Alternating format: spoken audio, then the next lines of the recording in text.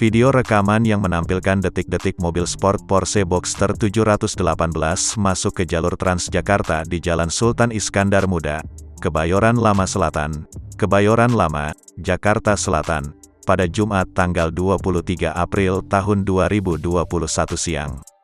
Peristiwa tersebut diabadikan warga dengan menggunakan ponsel. Dalam video rekaman tersebut terlihat bahwa mobil sempat ingin mundur. Pengendara mobil mengeluarkan tangan dan melambai ke arah sopir bus Transjakarta untuk meminta diberi ruang agar bisa mundur. Namun, lambaian tangan pengendara Porsche putih itu seperti tampak tak dihiraukan sopir bus Transjakarta. Sopir Transjakarta sempat melihat ke arah belakang dari jendela bus. Suasana lalu lintas tampak ramai. Suara klakson dari pengendara lain terdengar. Akhirnya, mobil tancap gas masuk ke jalur Transjakarta. Kepala Satuan Lalu Lintas Polres Metro Jakarta Selatan Kompol Sriwidodo mengatakan belum mengetahui detail peristiwa mobil mewah tersebut. Menurut Sri, ia masih menyelidiki kronologi terkait masuknya mobil sport Porsche Boxster 718 ke jalur Transjakarta.